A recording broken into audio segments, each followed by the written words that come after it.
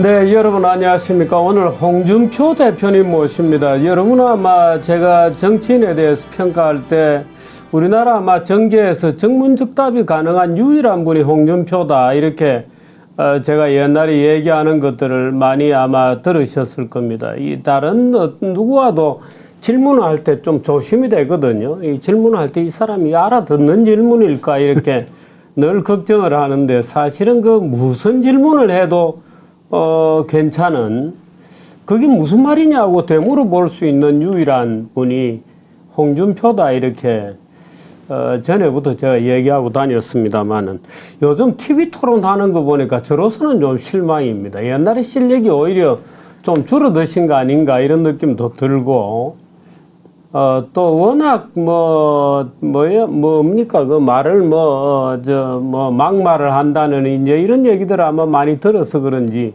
자꾸 뭔가 멈칫 이렇게 뒤로 물러선다는 느낌을 좀 받습니다. 사실 저로서는 오히려 그게 좀 불만인데 많은 분들이 어떻게 생각하시는지 모르겠습니다. 오늘 홍준표 대표는 모시는데 가만히 보니까 뭐 그냥 흰 종이만 하나 가지고 계시는군요. 다행히도 A4 용지가 필요 없는 분이 우리 정계에 있다는 것은 그나마 참 안심이 되는 대목입니다만은 모시도록 하겠습니다.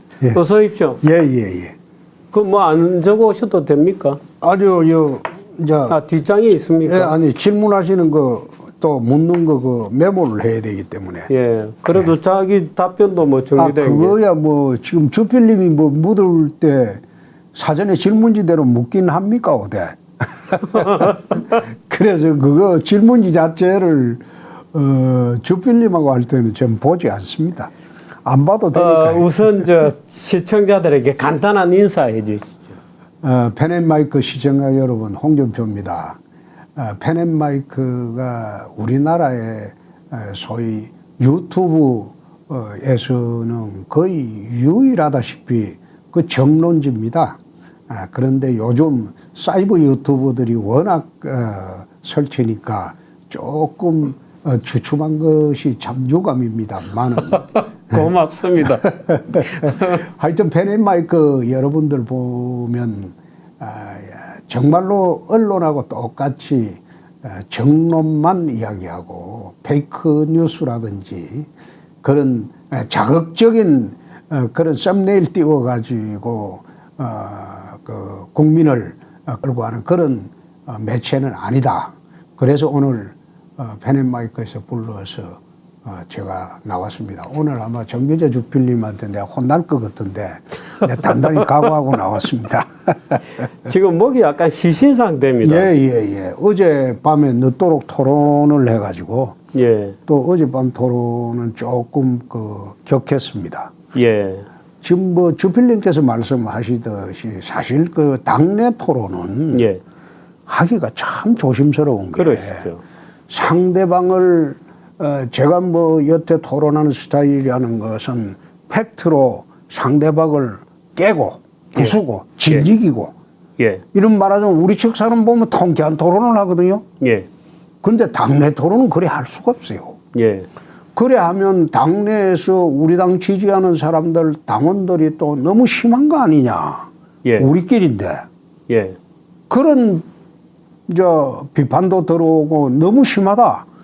그 소리 때문에 지금 여태 3번 토론했습니다만은 어제사 뭐 한번 좀 성질 낼 때는 내보고 그런 것을 해봤는데 당내 토론은 참 조심스럽고 스탠스 잡기가 곤란합니다. 그 말을 하려다가 왜 멈칫하세요? 그러니까 좀 격한 말이 나가려고 하다가도 다시 한번 생각해보고 말을 고르고 그래 하다 보니까 그런 일이 생기는데 사실 나중에 이재명 지사하고 토론하면 그때는 다르죠. 지금 그때는. 토론 3번 했습니다. 느끼시기에 누가 그래도 공부 좀 하고 나왔다. 지금 공부하고 나온 사람은 제가 보건대는 유승민 후보, 그 다음에 최재형 후보, 뭐 그 정도로 저는 봅니다. 윤석열 후보는 어떻게 보세요?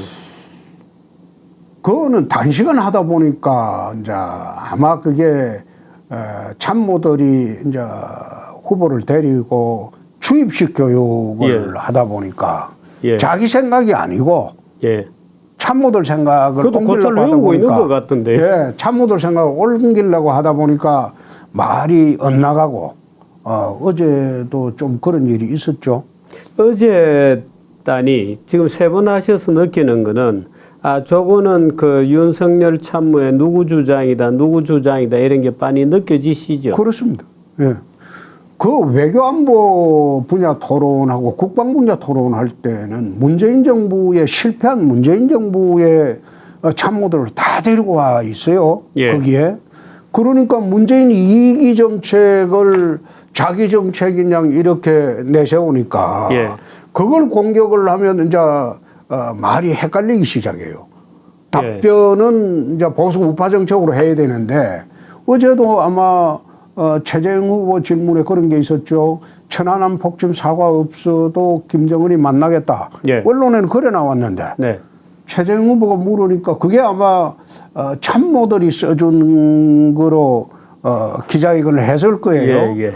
그리고 기사화까지 됐는데 갑자기 최재형 후보가 물으니까 아이고 나는 그런 말 한 적이 없다. 딱 잡아뛰잖아요. 그렇군요. 어제도 그래 이야기하고 지난번에 내가 앉아서 보수 개밀론을 이야기할 때 그때 5명이 자살을 했습니다. 예, 예. 실제로는 5명 더 돼요. 네. 대검 앞에서 대검 수사관이 억울하다고 자살한 일도 있어요. 네. 6명인가 7명인가 그래 될 겁니다. 네, 네. 그리고 그 이야기를 하고 그 이야기는 또 장제원 의원이 총장 인사청문회 할 때 예. 그 적폐청산할 때 그 흘린 피, 그거 어떻게 할 거냐? 이런 물으니까 자기가 그것 때문에 한 달을 잠 못 잤다. 이렇게까지 말해놓고 제가 물어볼 때는 넌꿈실이 그런 일이 없었다고 딱 잡아떼 버리잖아요. 그렇습니다. 그래서 내가, 야, 저게 저분의 생각인가? 참모들 생각인가?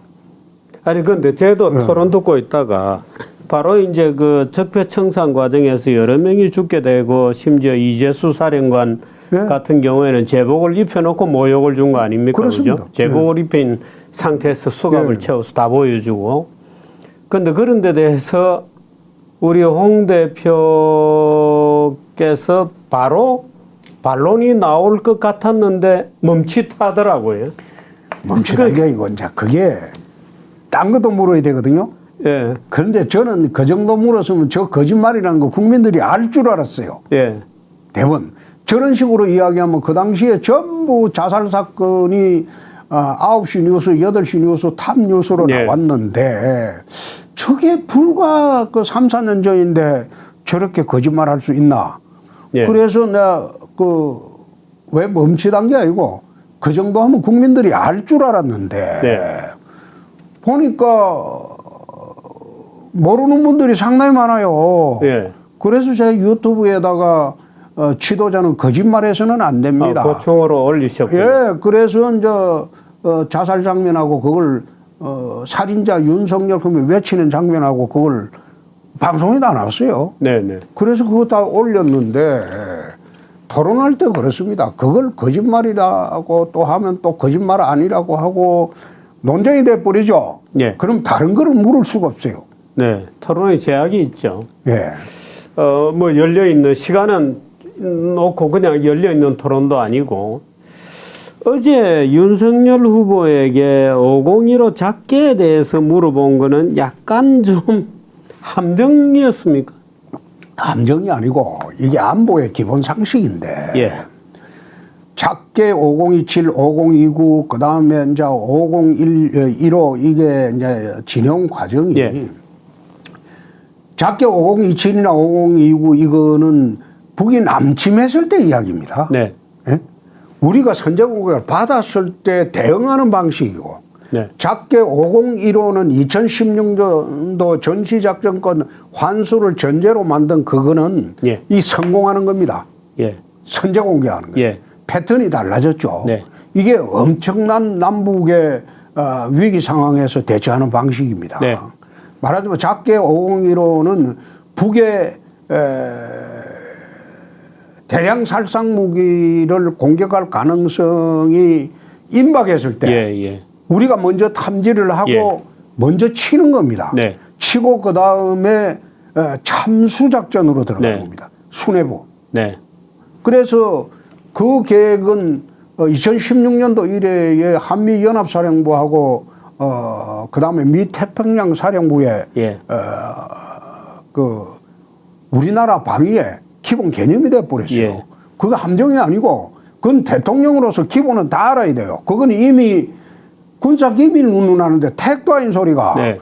국방위에서 수차례 공개 토론이 됐고. 그 기밀 부분은 그 뒤. 아니, 내 뒤에 기밀 있는 부분은 거죠? 이야기를 예. 하지도 않았고 기밀 부분은 네. 저도 몰라요. 네. 안에 구체적인 내용은 네. 저도 모르고 공개되지 않아요. 네. 그러나 작게 5015라는 것은 적어도 한국 대통령이 되면 기본적으로 거기에 대해서는 알고 들어가야 됩니다. 예. 에?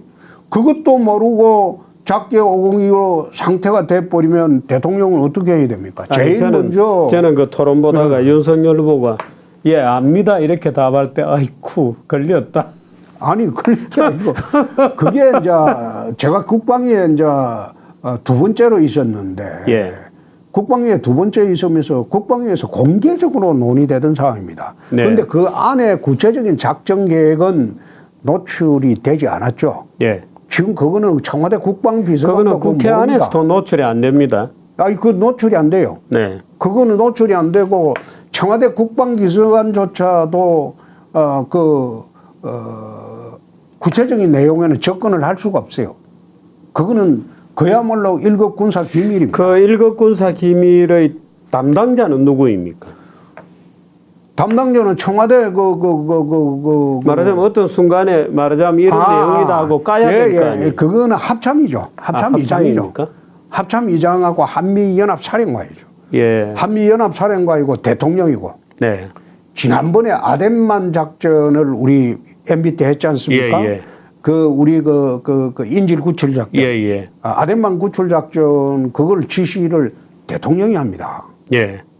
대통령이 이제 합참의장이 아덴만 구출 작전을 그걸 들고 오면 예. 대통령이 사인합니다. 그런데 이번에 하라고. 보면 예를 들어서 이 대장동 사건도 그렇고 이 적폐 수사에 대해서도 대개 후보들이 변죽은 울리는데 예를 들어서 그 과정에 대해서 저는 너무 수박 끄달기로 넘어간다 이런 느낌을 받았거든요. 근데 어제 저녁에도 예를 들어서 대장동 같은 경우에 이때까지 윤석열 총장이 검찰총장을 하다 나왔잖아요. 예. 그동안에 대장동 관련된 재판도 여러 건이 있었고 명색이 대법원 판사를 비롯한 분이 거기 고문으로 가 있고 네. 말하자면 경기도에서는 가장 큰 개발 사업이 진행 중이었고 네. 말하자면 뭐 곽상도 의원도 관련이 되고 무슨 뭐 누구누구도 거기 땅을 뭐 몇 사람이 가지고 있다는 얘기도 있고 검찰에서 몰랐겠는가? 그게 그렇습니다. 검찰의 범죄정보 수집과라는 게 이번에 이제 국민들한테 공개가 된 것 중에 하나가 윤석열 장모 그리고 그 부인 네. 그 사건에 관한 대처 방법을 언론한 문건이 터졌지 않습니까? 예, 예. 얼마 전에 그게 이제 범죄정보과에서 만든 문건인데 그렇군요. 그게 이제 대검의 범죄정보과라는 게 언제 생겼냐면 98년도 김태정 검찰총장 때 대검의 범죄정보과를 신설을 했어요. 그 전에는 어디에 없었습니다. 정보를 그렇군요. 그건 없었고 지금 우리 그때 정보 이제 생산한다 그러면 경찰 정보가 있고 검찰에는 정보 수집 기능이 사실상 공식적인 게 없었어요. 예. 없었는데 대검의 범정과 범죄정보 수집과를 만든 것은 김태정 검찰총장 때입니다. 네. 근데 이거 만들 때 국정원에서 강력히 반대했어요. 그 우리가 할 일인데 네. 왜 검찰에서 국정원 할 일을 하냐. 강렬히 반대했는데 김태정 총장이 총장을 할 때 DJ 비자금을 수사 유보를 해준 바람에 DJ 신임을 크게 받았어요. 네, 네. 그래서 검찰 조직 중에서 국정원에서 하던 그런 역할을 검찰에 맡긴 겁니다. 예, 예. 그래서 대검 범죄정보과가 생겼는데 이 범죄정보과에서 하는 일은 전국의 모든 주요 범죄 사건에 대한 정보 수집을 하는 과입니다. 네. 그래서 그 정보 수집을 해서 말하자면 전부 취합을 해서 인지수사의 밑자료군요. 그 공식 수사로 가기 전에 네. 그 범죄 정보를 수집해서 그다음에 그 범죄 정보를 가지고 총장이 수사 지휘를 하는 겁니다. 네. 이거 수사해라. 그러면 수사 절차로 들어가는 거예요. 네. 그런데 이 역할을 그 사이에 97년도 이래부터 지금 30몇 년간, 32년간 이상 해왔죠. 네. 그래 대검 범정과라는 게 총장의 가장 핵심입니다. 총장의 그렇군요. 기입니다. 그렇군요. 기. 예. 총장의 기는 범정과에서 지고 있어요. 네. 그런데 이 범정과장이 지난번에 고발 의혹 사건도 연루가 됐지 않습니까? 예, 예. 그게 범정과인데. 고발 청탁. 예, 예. 예, 고발 사주 사건. 예. 네. 근데 이 범정과에서 대장동 비리 사건을 몰랐다는 것은 이해가 안 되는 이야기예요. 네. 말이 안 되는 이야기고. 그거는 그거는 윤 총장은 내 몰랐다. 옛날에는 했는지 모르겠는데 요즘은 그거 보고 안 한다. 뭐 이런 식으로. no. 원래부터 그건 범정과 역할이 그거예요. 네. 범죄 정보를 수집해가지고 검찰총장한테 일일 보고하는 게 그게 범정과의 역할이에요. 네. 역할인데 마치 그게 옛날에 했고 지금은 안 한다. 그게 말도 안 되는 소리죠. 네. 손준성과 그 범죄정보 수집관으로 있었던 사람도 하는 역할이 그겁니다. 네. 국회 갔던데 범정과 직원들이 돌아다녀요. 네. 국정원 애들은 못 돌아다니고. 수사관이죠. 그렇죠. 네. 대검 그 범정과 직원들이 돌아다니면서 국회의원실에 비리라든지 네. 첩보라든지 이걸 다 캐고 다녀요. 네. 예? 신문사도 돌아다니는 것 같았어요. 예? 신문사에도 한 번씩 왔다 갔다 범정과 하는 직원들 것 돌아다니죠. 예. 그 안기부에서 국내 사찰이 안 되니까 대검에서 범죄 정보 수집을 그 기화로 그걸 타이틀 내걸고 지금 민간인 사찰을 하는 거예요. 아, 그렇군요. 그래 다 해왔는데 대장동 개발 비리 사건이라는 거는 이미 처음 할 때부터 말썽이 생겼던 사건입니다. 성남지청도 있고 수원지검도 있는데 거기에도 범죄 정보를 수집하는 수사관들이 있어요. 네. 다 해가지고 취합을 해서 대검 범정에 보냅니다. 네. 그럼 보내면 대검 범정에서 그걸 전부 다시 이제 정리해가지고 총장한테 보고를 하는 거예요. 예. 그런데 나는 왜 그 보고를 받고도 조치를 안 취했나 이런 물으니까 보고받은 일 없다고 딱 잡아뒤 보니까 그러니까요. 할 말이 네. 없죠. 네. 그런데 그거는 보고서는 사본이 아마 대검에 다 있을 겁니다. 네. 그 사본 한번만 열람해 보면 보고가 된지 안 된지 그거 다 나올 거예요. 그 컴퓨터 디스크에서 다 나올 거 있을 그렇군요. 거예요. 지금이라도 그거 열면 사건의 열면 다 개요는 나오죠. 있다고 다 나오죠. 곽상도 의원이 어떻든 관련이 되는 바람에 이게 이제 이재명 진영으로서는 뭐 이 살판 났다는 듯이 이게 곽상도 게이트다, 국힘당 게이트다 하고 공세를 펴고 있잖아요. 국힘당에서 또 나올까요? 나는 국힘당의 문제라기보다도 그거는 그 비리에 여야가 없었다. 네. 전부 합작했다. 근데 그 주범은 이재명이다. 그렇게 보시는 난 그래 봅니다. 거기에 관련됐던 사람들이 우리 당 사람도 없었다고 할 수 없겠죠. 네. 여야가 합작한 비리일 수가 있다. 그러나 주범은 이재명이다. 난 그래 봅니다.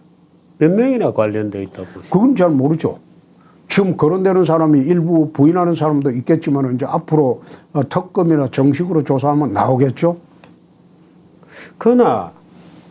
근데 이 국힘당이라는 당이 말이죠. 그동안에 뭐 이름도 숱하게 바꾸고 어떻든 선거에서 박살나고도 개혁이 안 되고 늘 선거지고 나면 비대위 체제 만들어서 어떻든 얼렁뚱땅으로 끌고 가서 엎드려 있다가 민주당이 뭔가 무리가 있는 짓을 하면 우리 국힘당 여기에 있어요 하고 나오고 이 국힘당은 이 개혁이 안 되는 겁니까? 개혁이 불가능합니까? 어떻게 보시죠? 개혁한다기보다도 한국 정당이 다 그렇습니다.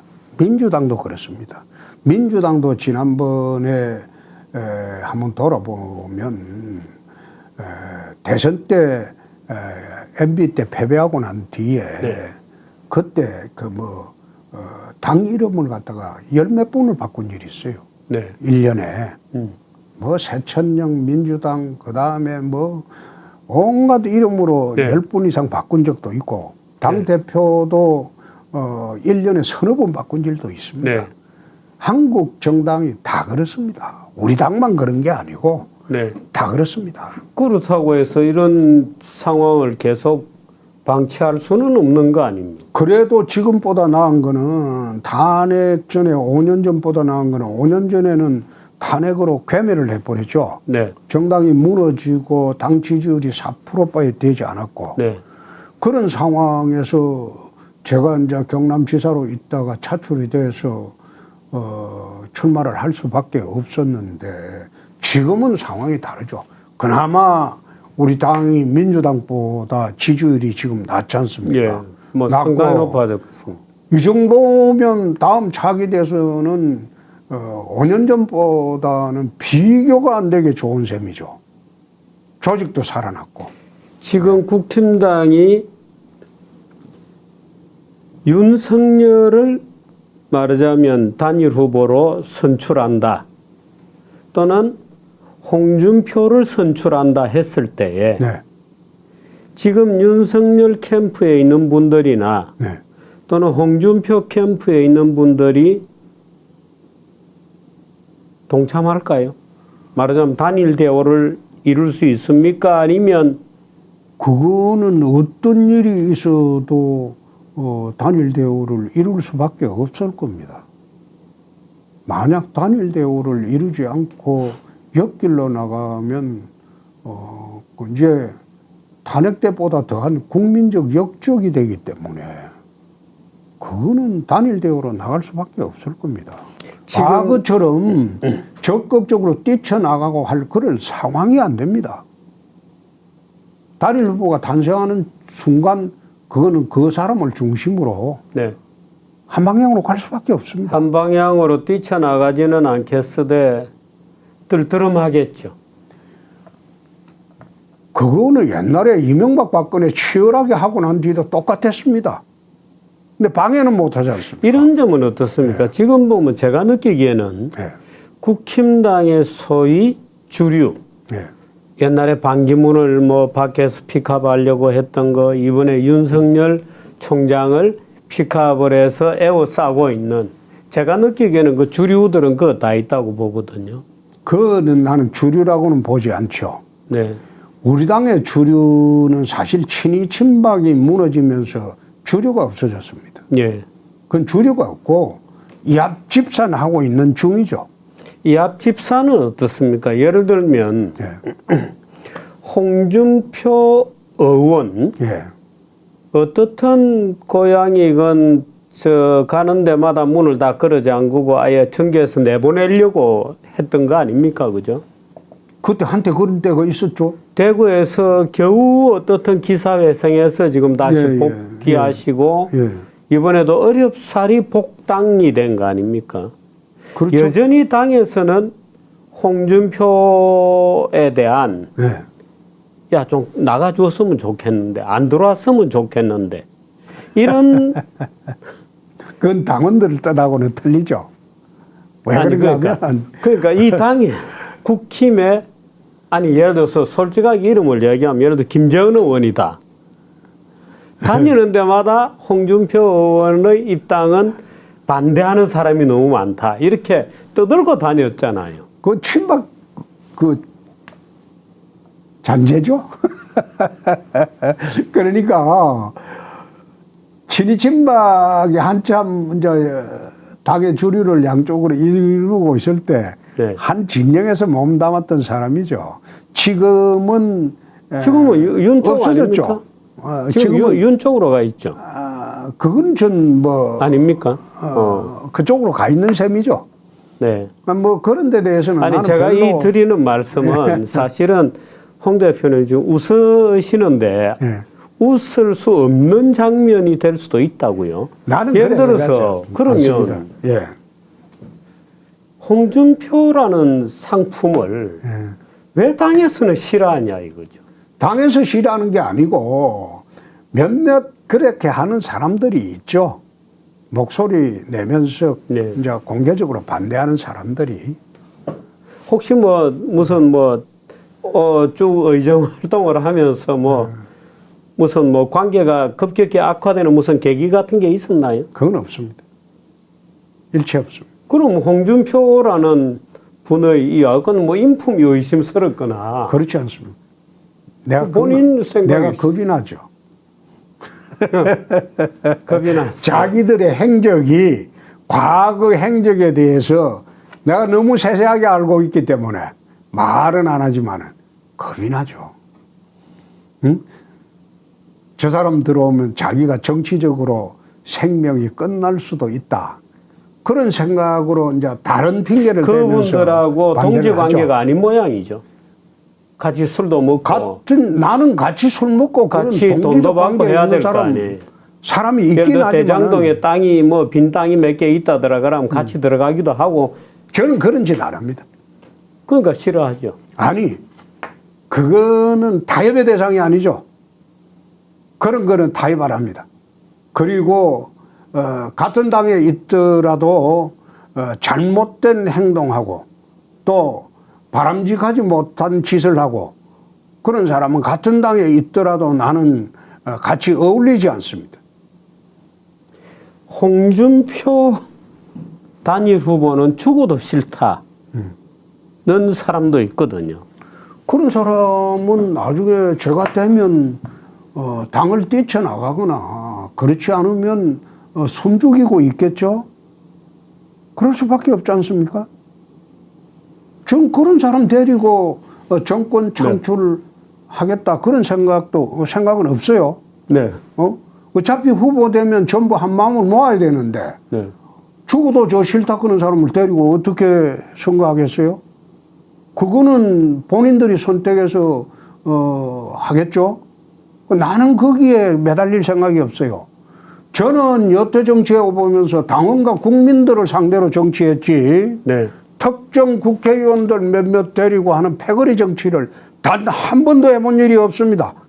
당내 경선을 수없이 했지만은 단 한 번도 국회의원 데리고 당내 경선 해본 일이 단 한 번도 없었습니다. 지난번에 대표하실 때는 어떻게 한 거예요? 그거는 당무를 위해서 같이 일하는 사람들이고 네. 그 사람들이 내 개파라든지 그런 식으로 생각해 보니 추호도 없고 그 사람들도 그렇게 생각하지 않았습니다. 네. 같이 일하던 사람이었죠. 네. 그러니까 그래 같이 옆에서 내 밑에서 일하는 사람도 제일 먼저 배신 나하고 딱 배신하고 윤 후보 진영으로 도망가고 한 사람들이 몇이 있지 않습니까? 그래도 가더라도 나는 그 이야기를 했어요. 예? 그거 가서 잘하거라. 몇 명이나 됩니까? 제가 기억하기로는 2명은 확실하죠. 장모도 있고 그렇죠. 2명은 확실하죠. 2명은 확실한데 예. 한 명은 내가 사실 3년을 데리고 있었고 국회의원도 만들어줬는데 아무리 생각해도 한일연강 이중플레이 하는 것 같더라고요. 예. 그래서 내가 불러서 마음 편하게 거기 가서 하거라. 그 이중생활 할 거 없다. 그리고 3월 9일 이후에 다시 만나면 되지 않냐. 3월 9일 이후에 보자. 그래도 마음속에는 공허하실 거 아니에요. 기분 나쁘죠. 기분은 나쁘지만은 원래 그런 사람인데 그걸 어떻게 하겠습니까? 원래 그게 사람이 원래 그런 사람인 줄 뒤늦게 알았는데 그걸 어쩔 방법이 없죠. 홍준표 대통령이 예. 홍준표 정부를 구성할 만큼 인재풀을 갖고 있느냐는 질문이기도 하거든요. 나는 그런 사람이 일찍 떨어져 나간 게 정말 다행스럽다. 부담이 없잖아요. 예. 지금 제 옆에도 지금 우리가 공개를 하지 않고 있는 사람들이 총리부터 모든 내각을 담당하고 국정원 담당할 사람도 다 있습니다. 그렇군요. 아, 예. 다 있습니다.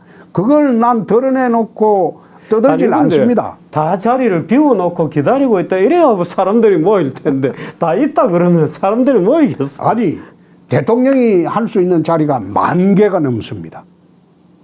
대통령이 임명할 수 있는 자리가 그렇게 10,000개가 늘어났군요. 넘어요. 그렇습니다. 예. 그렇기 때문에 어떤 사람도 적재적소에 임명할 그런 인재들은 다 지금 캠프에 와 있죠. 근데 보통 그런 인재들이 룸사롱 같은 데도 같이 가고 형동생의 의리를 맺고 이래야 되지 않습니까? 근데 동 대표님은 술집에도 안 간다 그러고. 술집에 안 가는 거는 연유는 그래 됐습니다. 91년도 광주지검 그 검사로 갔을 때 조직폭력배 수사를 하는데 예. 조직폭력배 소위 모래시계 검사 얘기죠. 예, 검사가 오면 술집에서 이제 그 젊은 여성을 하나 붙여주고 약점을 잡아가지고 수사를 못하게 하니까 예. 91년도 3월부터 이제 그 내려가 있었는데 저희 그 아내가 술집에 못 가게 하더라고요. 그거 가면 예. 그런 일이 많다고 하니 가지 말라고. 그래서 그때부터 안 가기 시작한 지가 이제 91년이면 30년도 됐죠. 30년이 넘었습니다. 30년이 됐죠. 30년. 김영삼 대통령이 여자 있는 술집에 발끈은 얘기하세요? 그거는 처음 듣습니다. 그 왜 선풍기에 돈을 뿌렸다는. 몰라요. 그래가지고 그 사건을 보고 김영삼 기독교 신자가 이거 도저히 이런 식으로 타락해서는 안 된다. 적당히 옆에 앉아있고 같이 술 먹는 건 되는데 말하자면 뭐 어떻게 한 상태에서 뭐 선풍기에 돈을 뿌리는 정도 가서는 곤란하다 하고 그날부터 여자 있는 술집을 끊었다 그래요. 글쎄요. 그거는 처음 듣고 저는 뭐 여자 나오는 술집에 안 간 게 조직폭력배 수사하면서 엄에 안 덮어쓰려고 끊은 게 지금 30년 됐으니까요. 근데 그 관행으로 정착하는 데는 실패했습니다. 네? 관행이 되는 데는 검찰 안에 예를 들어서 부산 같은 경우에도 심했죠. 또는 뭐 도시마다 신인 검사들이 오면 가는 룸사롱이 정해져 있다 그러거든요. 그렇습니다. 지금은 모르겠습니다. 지금도 그렇답니다. 어떡하실 겁니까? 대통령이 되시면 이 비리와 부정 그 검사들을 데리고 일을 하고 오히려 야 검사들을 시켜서 열심히 한다고 촌지도 좀 내려주고 해야 될 텐데. 그 하는 방법이 있습니다. 그래 안 해도. 다른 방법이 있나요? 다 있습니다. 검사들의 속성은 제가 더 잘 알고 있습니다. 오늘 저하고 어쩌다 보니까 넥타이를 똑같은 걸 지금 좋네요. 예, 거의 비슷한 걸 지금 메고 있습니다. 예.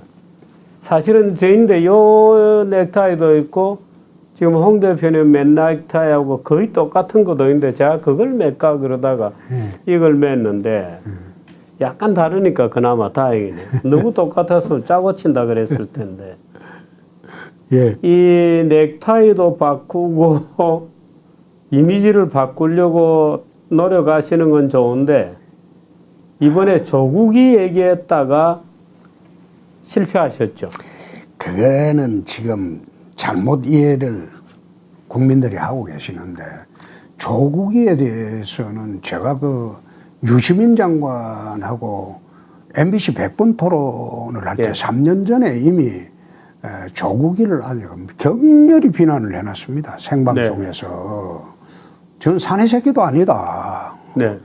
어떻게 지각실을 감옥에 밀어넣고 밖에 와서 트윗 찍냐 하고 그게 도대체 그게 말이 되냐. 나 같으면 내각시에 문제 있으면 가족의 문제이기 때문에 내가 들어간다. 네. 내각시 건드리지 마라. 네. 나는 그래 산다. 각시 이런 표현을 쓰니까 무슨 반여성적이다 이런. 노. 반여성적이라는 이야기는 전부 어이가 없는 게 각시 반대말이 신랑입니다. 예. 예? 신랑 각시라는 게 젊은 사람들한테 하는 이야기예요. 예. 예? 나이 들어서 신랑 각시란 말을 사용해주면 얼마나 그게 좋은 말입니까? 예. 그거 제대로 뜻도 모르고 그런 비난을 하는 거 보고 내가 참 어이가 없다. 국어 사전이나 찾아보고 저런 말 하냐. 조국 문제는 지가 들어가야 되는데 또 조국을 잡아 넣어야지. 왜 변종만 울리냐? 그렇죠. 원래 조국을 노렸으면 조국을 집어넣고 네. 부인은 물고서 가는 게 그게 맞겠죠. 네. 가족 공동체니까. 그런데 부인도 집어넣고 동생도 넣고 이제 전부 다 원래 그거는 무슨 그 펀드 그거로 수사를 해서 집어넣으려고 하다가 그게 안 되니까 별건 수사를 한 거 아니에요. 네. 탈탈 털어가지고 네. 먼지털이 수사를 한 거 아니에요. 네. 그래서 그거는 검찰 수사 관행이 잘못됐다. 그 뜻으로 한 이야기예요. 네. 그런데 그거는 어떻게 조국 옹호원리하고 같이 맞추는지 나는 이해가 안 됐는데 그걸 이제 자꾸 그 당내 못된 세력들이 그런 식으로 작업을 하니까 또 여론이 그쪽으로 돌아가니까 좋다. 내 여론이 그렇다면 내가 항복한다. 네. 아, 그 잘못된 것이다. 내 생각 바꾸겠다. 그렇게 이야기한 겁니다. 그렇군요. 예. 처음에 약간 그 얘기를 할 때 약간 외연 확장이라고 하는 약간의 그런 생각이 없었나요? 에이, 그건 천만에. 그건 아니에요? 말하는데 그걸 역선택 노리고 했다고 또 떠들어서 왔는데 그 말이 안 되는 게 조국을 내가 경멸하고 욕을 한 지가 3년 전부터 했습니다. 공개 방송까지 네. 나가서. 네. 그런데 그걸 역선택 운운한데 며칠 전에 어젠가 여론조사에 민주당이 가장 상대하기 편한 후보가 윤석열이라고 나왔잖아요. 네. 그러면 역선택을 여태 윤석열이를 하는 거지 왜 저를 합니까? 그건 제가 지금 이야기하는 거 우리 당의 가장 취약한 계층이 20, 30대, 40대까지가 네. 제일 취약하잖아요. 네. 우리 당이라는 거 여태 50대 이상 하고 역량 가지고 선거를 한 거 아닙니까? 네. 그렇잖아요. 그래서 저는 그 반대로 쭉 지난 4년 동안 중도층 확장하고 20, 30대, 40대 그 계층을 향해서 소통하고 정책 내고 이러는 바람에 그 사람들이 이제 저한테 오잖아요. 특히 호남 같은 경우에는 저는 호남하고 특이한 인연이 있습니다. 네. 아, 그게 전라북도 내가 가면 내 처가가 전라북도 부안입니다. 예, 예. 그리고 전북 사이로 지금 전라북도에서는 대부분 알려져 있고 네. 옛날에 국민의당 그 안철수 후보가 지난 총선, 지지난 총선 할 때 부인이 그 순천이라는 이유만으로 전라도에서 표몰아 준 적이 있어요. 네, 네. 응? 마찬가지로 지금 전라북도나 이쪽은 저하고는 특이한 인연이 있어요. 네. 전라남도는 광주에 1년 6개월 때. 동안 검사할 때 예. 조직폭력배 잡은 게 그게 전설로 되어 있습니다. 지금 가면. 네. 네. 그 잡을 때 얼마나 힘들게 잡고 얼마나 고통스럽게 잡았는지. 네. 그게 지금 광주의 전설로 남아있기 때문에 광주 그 올드 팬들한테는 그 머릿속에 각인이 나빠가지고 내가 그 광주하고 전북 가서 그 이야기도 했어요. 국민의힘은 싫을 것이다. 네. 5.18을 후예들인데 어떻게 국민의힘을 좋아할 수 있겠나? 지금 예. 민주당 텃밭에서 홍준표 표가 그래도 다수 나오는 거는 역선택이 아니다. 그건 아니죠. 얼마 전에 호남 KBS에서 또 여론조사 방송에서 했을 때 20대 지지율이 제가 40%가 넘었어요. 호남 지역에서. 호남 지역에서만. 네. 그리고 그 이재명 지지율은 23%배 안 됐어요. 네. 같이 붙였는데. 네. 이낙연 지지율은 뭐 10%도 안 됐어요. 아, 같이 붙여서. 그렇죠. 국힘당 내 문제가 아니, 아니고. 그게 아니고. 네. 그게 호남의 민심이 변하고 있다 이겁니다. 네. 호남의 민심이 오로지 민주당 민심은 아니다 이 말입니다. 네.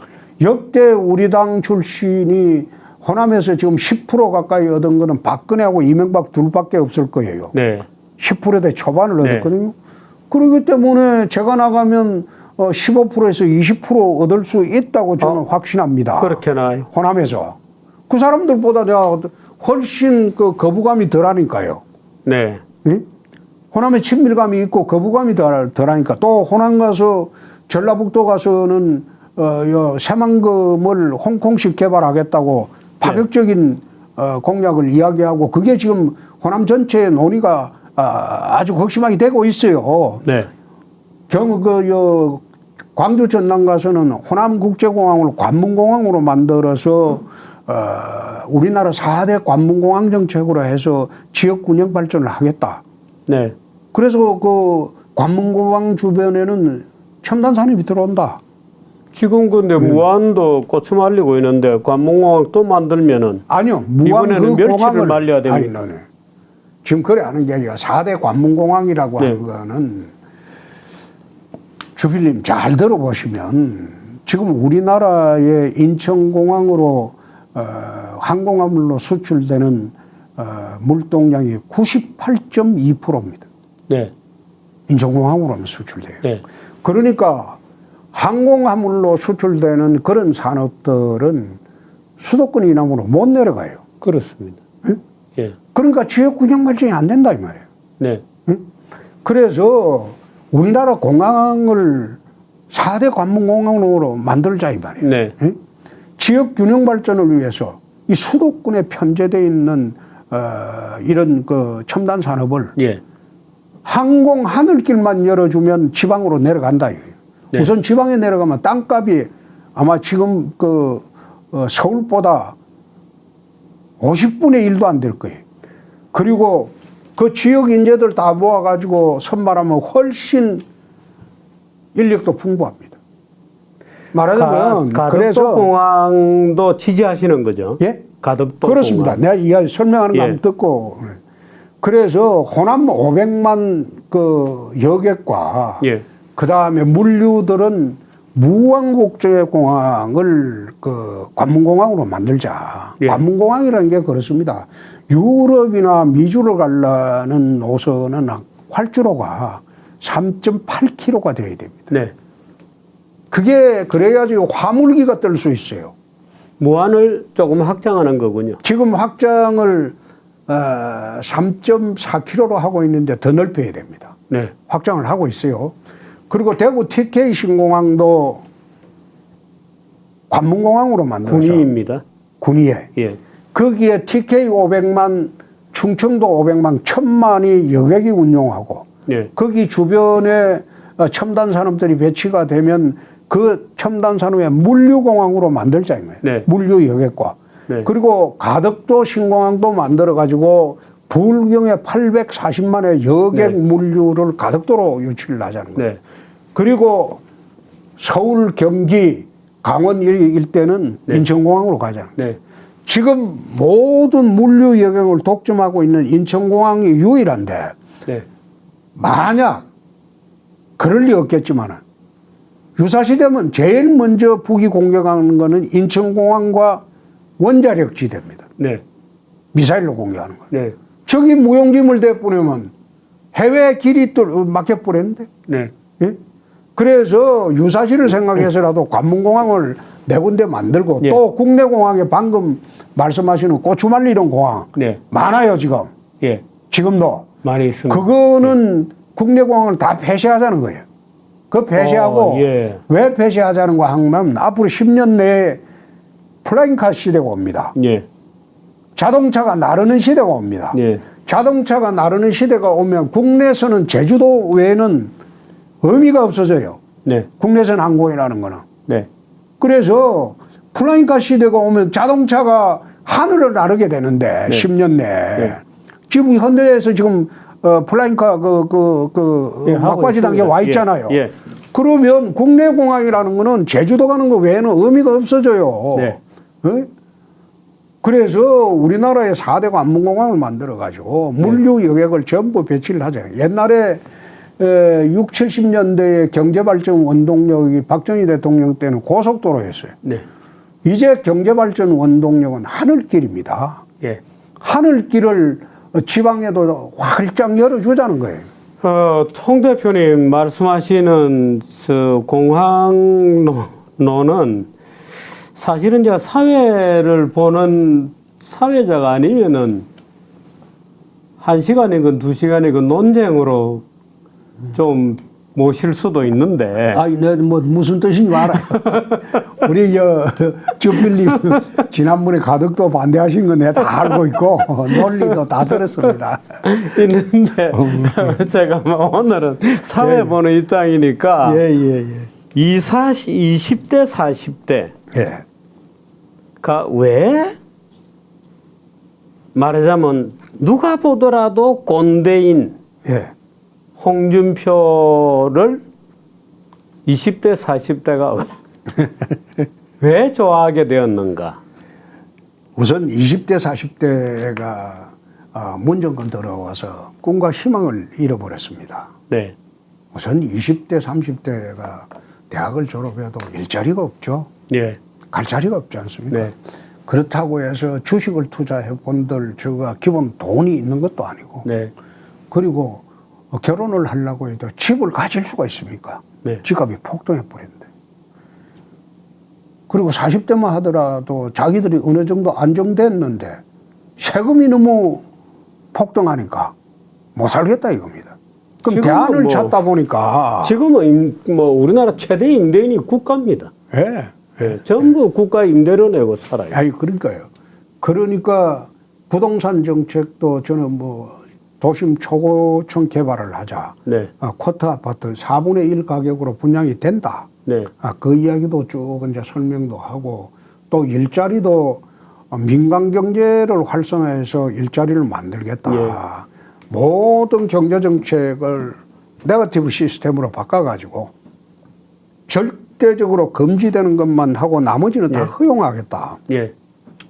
허용을 하고 난 뒤에 문제가 많이 발생하면 그때 다시 재검토해도 늦지 않는데 네. 대한민국 지금 경제 규제 시스템이 그렇지 않은 것 아니냐. 네. 그래서 민간을 전부 민간의 힘을 동원해서 일자리 창출하고 예. 또 강성노조를 억압을 좀 제압을 해가지고 네. 폐악을 못 부리도록 해서 국내 모든 기업들이 재투자를 할 수 있게 하고 네. 또 법인세나 소득세 이걸 감세로 해서 네. 개인의 가처분 소득, 네. 법인의 가처분 소득을 늘려줘 가지고 재투자를 하게 네. 하고 그런 식으로 자유주의 경제 정책을 기본으로 일자리를 늘리고 네. 그 청소년들에게 꿈과 희망이 있는 나라를 만들겠다고 하니까 딴 데 갈 데가 우선 없죠. 그리고 두 번째. 근데 20대, 30대, 40대 소위 젊은 층에서 젊은 층을 위한 나라로 만들겠다는 거는 모든 후보들이 다 내세우잖아요. 그렇죠. 근데 왜 홍준표에게는 몰리냐 이거죠. 그게 혹시나 예. 무슨 뭐 군대 이제는 모병제로 바꾼다든가 뭐 이런 소위 약간의 그 포퓰리즘 비슷해 에이, 그게 보이는. 아닙니다. 그건 아니고 우선 이 사람들의 특징이 이분들의 특징이 말을 빙빙 돌려서 하는 걸 싫어하죠. 아, 그런 점이 있군요. 예. 그리고 거짓말하는 것도 싫어하죠. 예. 그리고 그 기존 정치권에 소위 줄 세우게 해갖고 우르르 파리 때처럼 몰려다니는 것도 싫어하죠. 예. 저는 그거 안 하지 않습니다. 네. 그리고 솔직하게 말하는 걸 또 좋아하고 네. 또 소신이 강한 사람을 좋아하고 네. 그렇게 하다 보니까 저한테 오게 된 거죠. 20대 여성은 아직 아닙니다. 오고 있는 중이죠. 오해가 좀 많죠. 그 사이에 제가 여성 문제에 대해서 좀 상남자 이미지를 보여주는 바람에 별로 여성 문제는 지금 좀 그렇죠. 그래서 지금 오고 있는 중입니다. 여성 문제에 대해서 상남자 이미지라고 하는 것이 제가 느끼기에는 우리 홍 후보님이 경상도 남자고 이 경상도의 약간의 그 남자들이 약간 이 젠체하는 약간 부풀리는 분위기가 있잖아요. 아니, 그렇죠. 그렇죠. 그 약간 인정을 하시는군요. 예. 그 여성 정책은 어떻게 나옵니까? 지금 뭐 돌아오고 있는 중이죠. 그리고 여성 정책의 기본은 저는 그렇습니다. 문재인 정권의 여성 정책의 기본이 페미니즘이었어요. 예. 근데 저는 페미니즘에서 휴머니즘으로 가자. 예. 또 페미니즘에서 페밀리즘으로 가자. 그렇게 이제 하고 저는 페미니즘 정책은 대통령이 되면 하지 않겠습니다. 네. 그거는 최근에 양성평등위원장인가 그분이 하는 말 쳐다보면 참 기가 막힌 말을 했는데 네. 남자는 모든 잠재적인 성범죄자다. 네. 그 말까지 했잖아요. 네. 그게 이제 마치 페미니즘처럼 그렇게 전달이 되니까 소위 남성들이 얼마나 그게 분노를 합니까? 예. 그게 아니고 이제 과거처럼 남녀 관계가 불평등하고 그런 시대가 아니잖아요. 예. 지금 아니기 때문에 실력 사회로 가자 이거야. 예. 남녀의 신체적인 그런 차별 외에는 나머지는 전부 실력 사회로 가야지. 네. 왜 쓸데없이 여성 강제 할당제를 해갖고 소위 문제를 일으키느냐 이 말이야. 그래서 특별하게 남녀의 신체적인 조건으로 인해서 차이가 나는 것은 그거는 나는 차별 문제가 아니고 구별 문제라고 보기 때문에 예. 그거는 그대로 인정을 하고 네. 나머지 문제에 대해서는 남녀가 이젠 동등하게 차별이 아니라 차이는 인정해야 된다 이런 말씀이시죠. 그렇죠. 구별이죠. 예, 구별, 어차피 남녀는 다른 거니까. 예. 지금 군 입대 문제는 어떻습니까?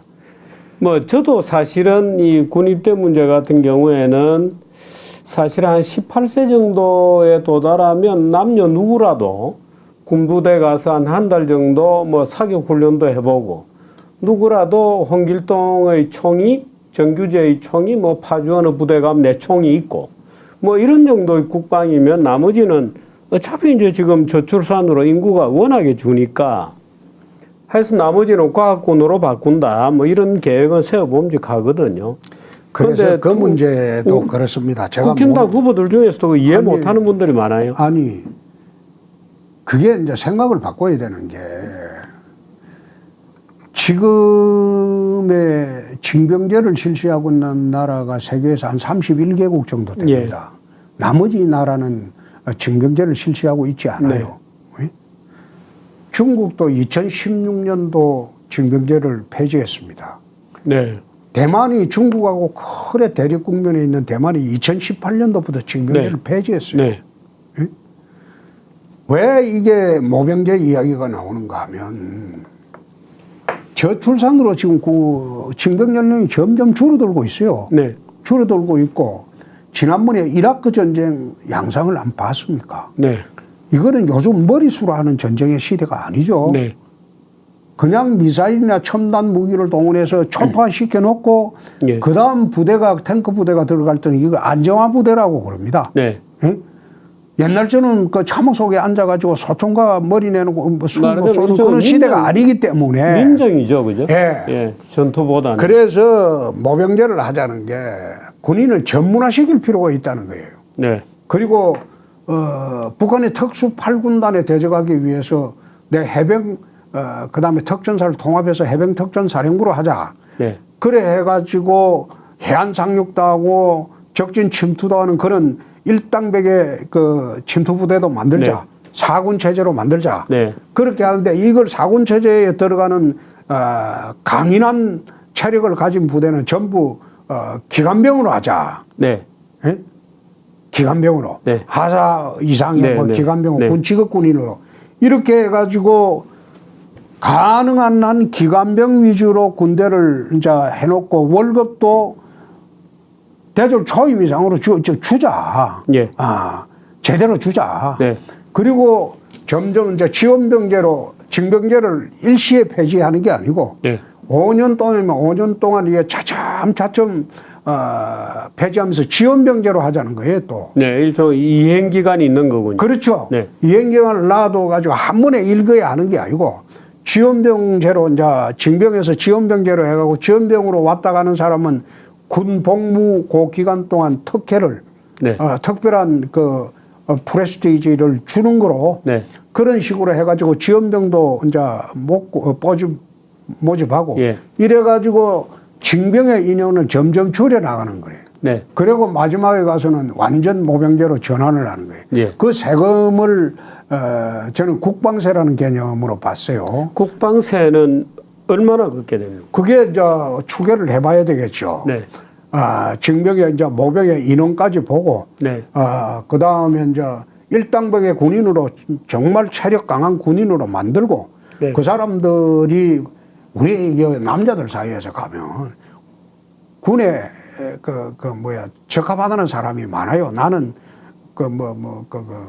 군대 적합하다 그런 사람도 많아요. 예, 많습니다. 많습니다. 그래서 군에서 일자리를 갖다가 수십만 개를 만들 수가 있다 이 말이에요. 예. 왜 어느 일간신문 칼럼 보니까 가난한 사람만 군대 가고 부자는 안 간다. 왜 그런 논리가 나오느냐 내가 이해가 안 되는 게 지금 해병대 같은 데는 자원병이잖아요. 네. 군대 일반 육군 갈바에 해병대 자원하고 그래 고통스럽고 힘든데 자원하는 엘리트들이 얼마나 많다고요. 네, 그렇습니다. 예. 그리고 그걸 꼭 그런 식으로 보니까 이상해지는데 네. 지금 앞으로 인구가 줄어드는 판에 나라 지키려면 네. 일당백의 강군을 만들어야 되는데 네. 군 체질인 사람들 그걸 데리고 와서 우리 나라 지켜주면 얼마나 좋습니까? 그리고 일반 국민들은 아니 지난번에 저도 이 박찬주 대장을 예. 모시고 얼굴을 딱 보니까 아 이분은 군인이구나 하는 느낌이 저절로 들어요.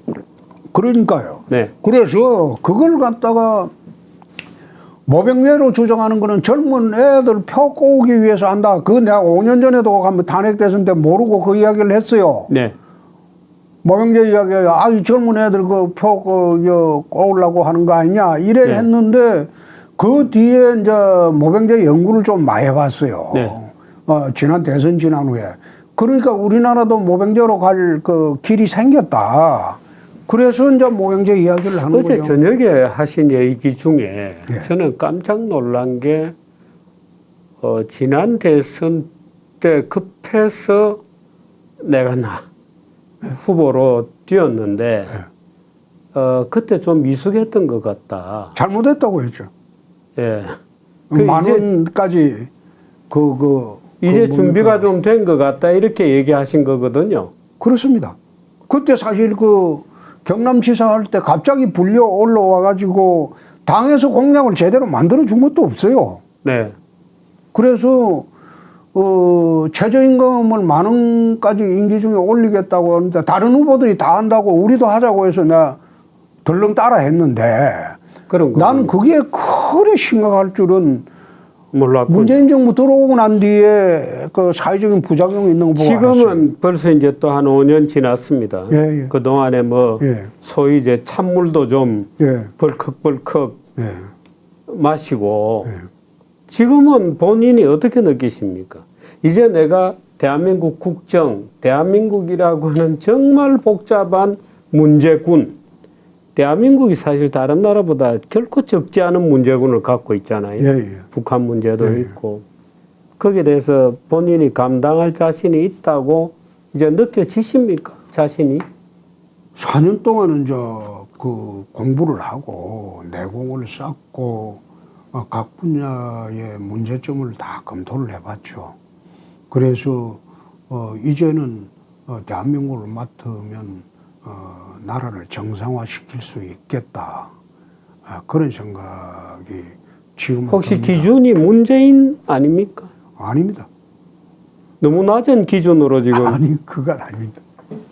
제가 선진국 시대를 만들자는 것은 대한민국이 지금 헌법부터 시작해서 전부 중진국 시대의 체제입니다. 개헌 얘기하셨죠. 예, 그래서 금년부터 이제 본격적으로 국제기구가 이제 인정하는 선진국 시대에 들어왔기 네. 때문에 물질적으로 3만 불 넘었다고 해서 선진국이 아니거든요. 네. 그럼 정치, 체제, 경제, 사회, 문화, 대북, 국방, 안보, 외교 모든 분야를 선진국에 걸맞게 체제를 만드는 것이 다음 대통령이 해야 할 가장 큰 책무 아닌가 저는 그런 지금 생각입니다.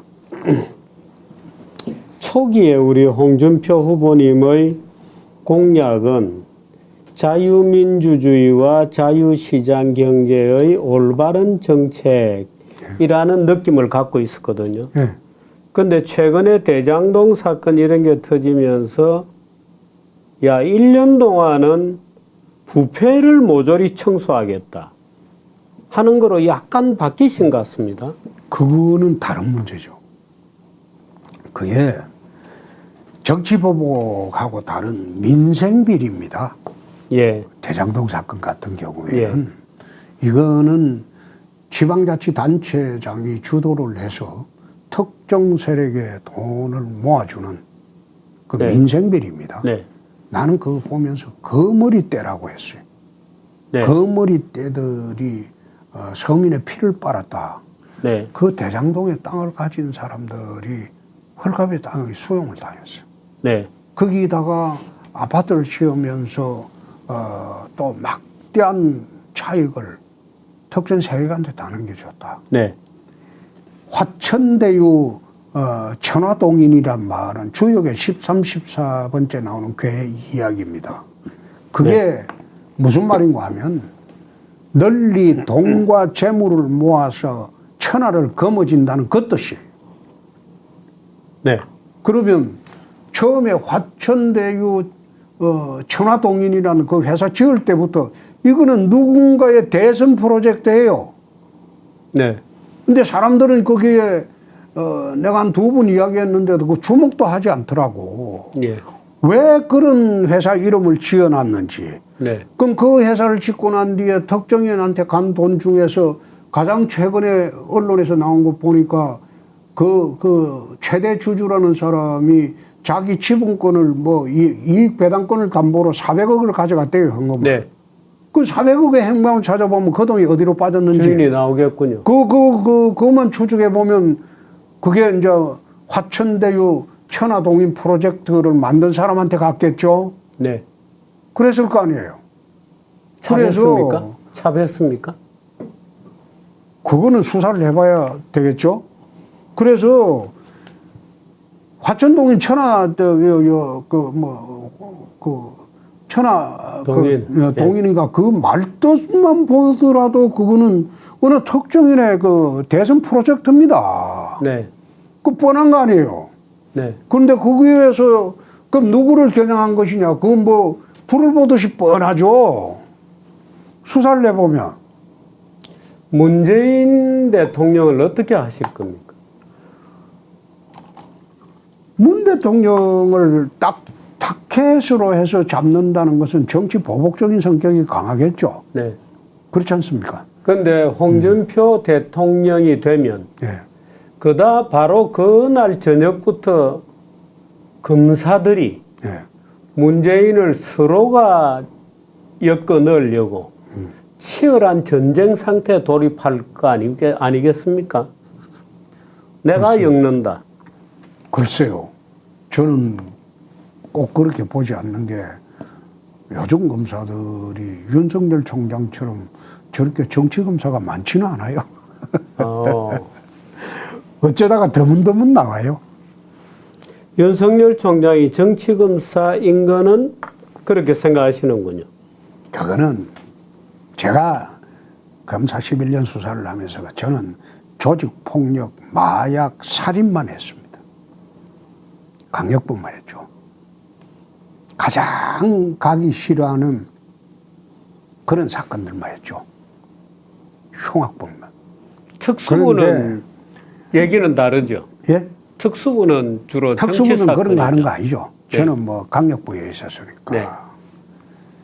그런데 이제 특수부는 주로 이제 넥타이 부대들만 수사를 그렇죠. 하죠. 예. 수사를 하는데 윤 총장이 이제 두각을 나타낸 게 국정은 댓글 비리입니다. 네. 그 정치 사건이죠. 네. 그 다음은 이제 두각을 나타낸 게 박근혜 특검입니다. 네. 정치 사건이죠. 네. 그 다음에 이제 중앙지검장으로 파격적으로 발탁돼서 또 수사를 한 게 국정농단, 또뭐 보수 개별시키는 그런 수사입니다. 사법부 뭐 농단 뭐 하는 이런 거예요. 그거죠. 그거 다 정치 수사입니다. 네. 거기다가 총장으로 또 튀어 올라가지고 7계단을 넘어서서 총장이 돼갖고 또 한 게 이제 조국 수사. 네. 그것도 정치 수사죠. 네. 그렇지 않습니까? 정치 수사만 했군요. 울산 선거 비리. 네. 그것도 다 집어댔잖아요. 중간에 하다가 그건 뭐 하다 말았고. 아니 하다 마는 게 아니라 수사 중단 지시를 자기가 했다고 했잖아요. 네. 응? 총선 앞두고 수사 중단 지시를 했다고. 네. 그것도 내가 보면서 참 본인이 그 어느 그 오락 프로에 나와서 그런 이야기를 했던데 내 보면서 어떻게 저런 이야기를 할 수가 있나? 김경수, 김경수 같은 경우는 경찰에서 올라온 구속영장을 그것도 본인이 구속영장이 아니라 계좌 추적을 갖다가 본인이 거부한 거죠. 못하게 했죠. 네. 그래 다 했죠. 그래 하고 울산을 울산시장 비리를 수사 총선 앞두고 수사 중단 지시했다 이 소리를 최근에 했어요. 네. 그 내가 보고 어떻게 검찰총장이 저래 정치적인 판단을 하냐? 네. 검찰총장은 법률적인 판단을 하는 자리입니다. 네. 그 검찰총장이 정치하는 거 아니에요. 네. 그러면 지난 총선 앞두고 MB는 왜 억지로 3개월 앞두고 억지로 구속시켰을까요? 그것도 말이 안 맞는 말이죠.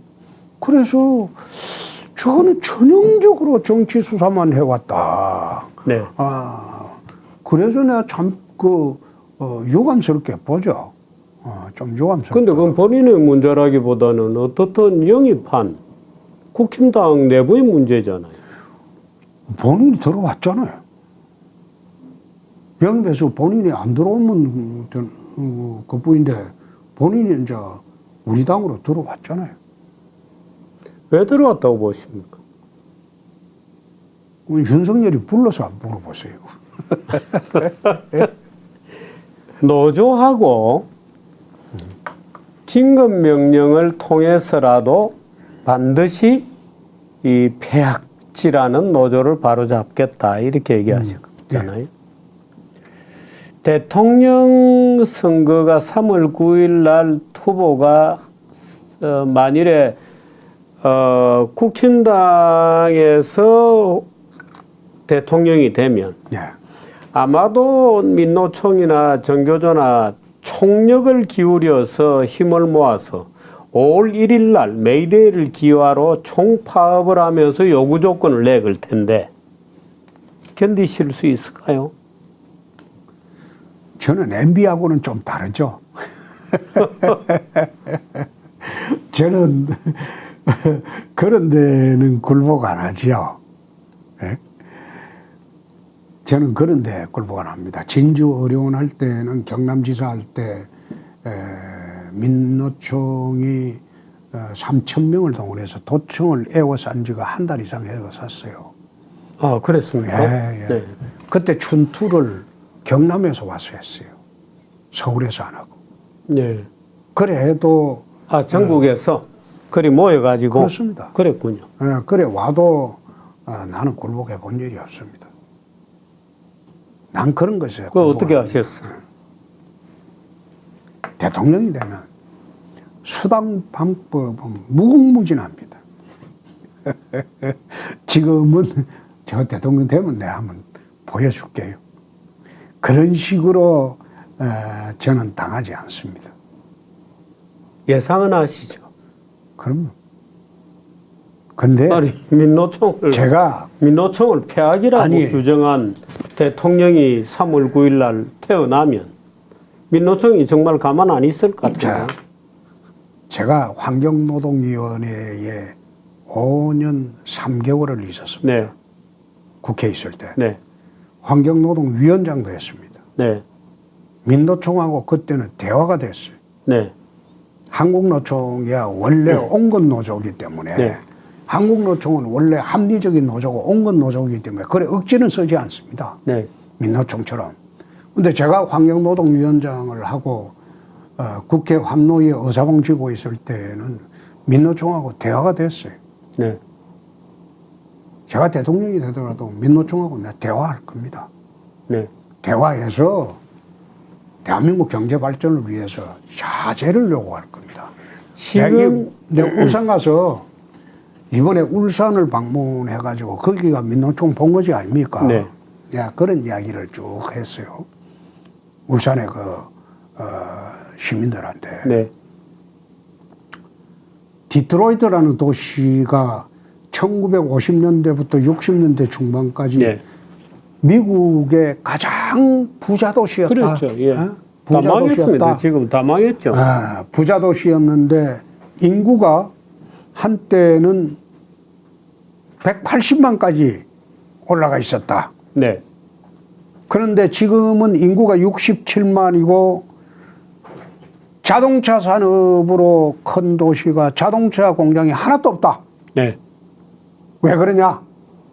강성 노조들의 폐악 때문에 모든 자동차 공장들이 디트로이트를 다 떠났다. 네.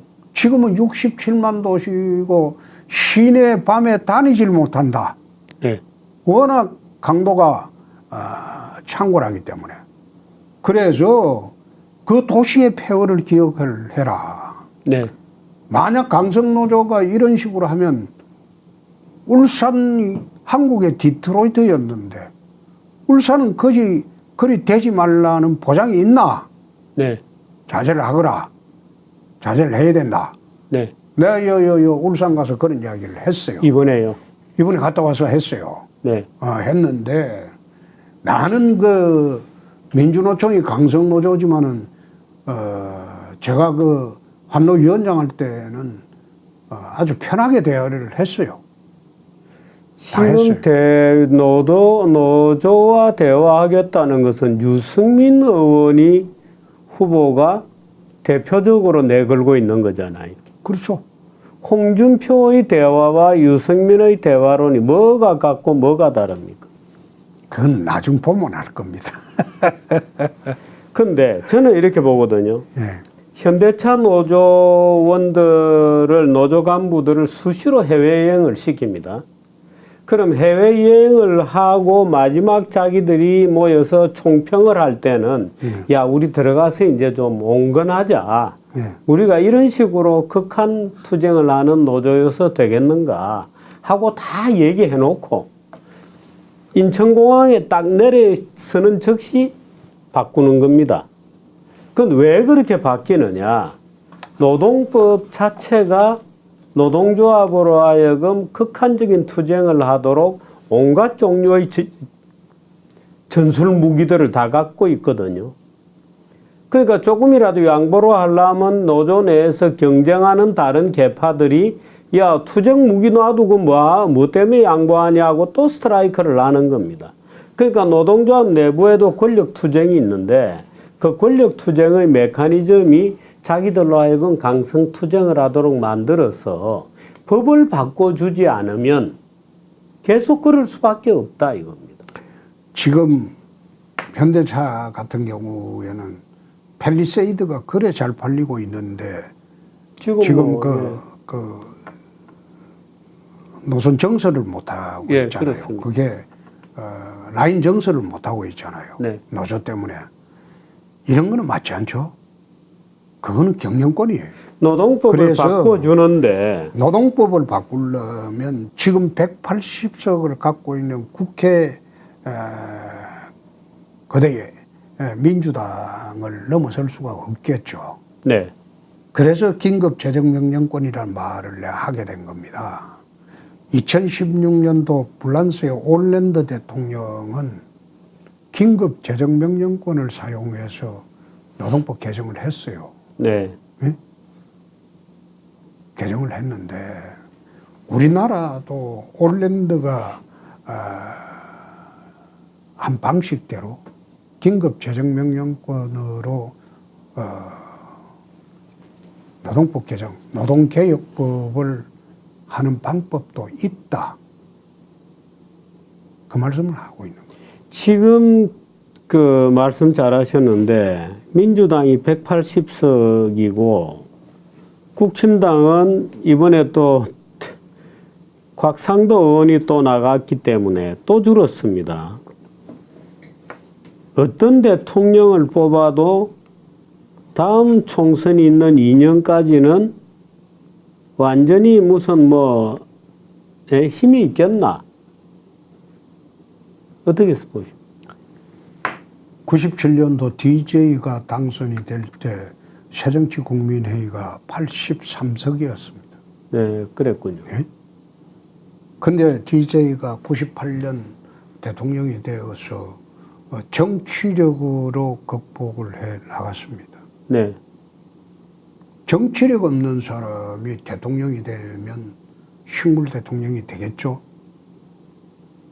특히 민주당 진영에서 자기 진영의 배신자로 돼 있는 후보가 대통령이 되는 경우에는 그냥 허수아비 대통령으로 만들어 버리겠죠.